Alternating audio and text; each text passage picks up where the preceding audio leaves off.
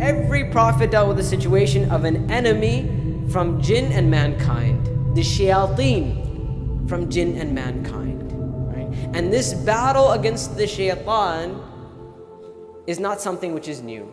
This battle started with the beginning of creation of mankind. And we know in the Quran that Allah subhanahu wa ta'ala, when describing the shaitan, doesn't use light terminology. Allah subhanahu wa ta'ala refers to the shaitan as our enemy. And I know when we think of the term enemy, we may think of someone who hates us, or someone who doesn't like us, or someone who intends bad for us or evil for us. Or we may even look at people who are oppressive towards Muslims or towards mankind. We may think of that person as our enemy. Allah subhanahu wa ta'ala reminds us that before any of those people who have ill will towards us, anyone in the world who wants to harm us and to bring us pain and all of that, there is an enemy on top of all of those enemies, and that is the shaitan.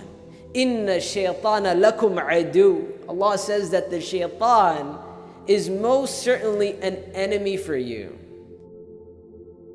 The problem for us, my brothers and sisters, is that many of us, we've read this ayah.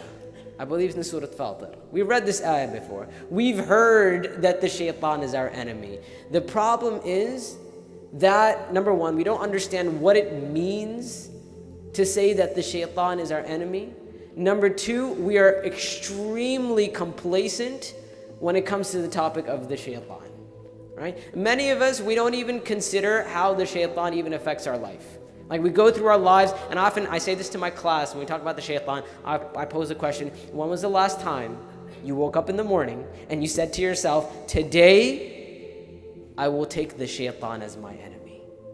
Allah subhanahu wa ta'ala many times in the Quran refers to the shaitan as the enemy of mankind. And this ayah, your enemy. And when Allah subhanahu wa ta'ala says you, He's not referring to people. The Quran is supposed to be a direct conversation with us.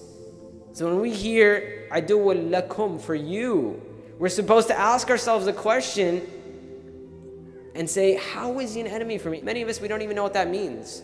If I were to say to you right now, write down for me 10 ways in which the shaitan is your enemy, I don't know how long it would take for us to answer that question. Or if I were to say to you, write down 10 ways for me in which the shaitan directly influences your life, I think we'd have a hard time coming up with 10 ways.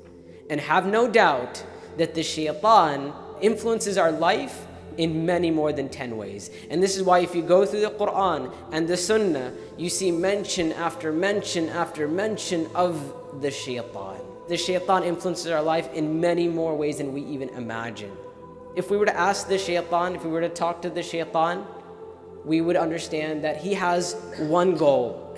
His goal in life is to make sure that everyone in creation, all of the children of Adam, end up in the hellfire. He has vowed to send the children of Adam to the hellfire. And when we say the children of Adam, alayhi salam, it doesn't mean just Muslims. Every single person in creation.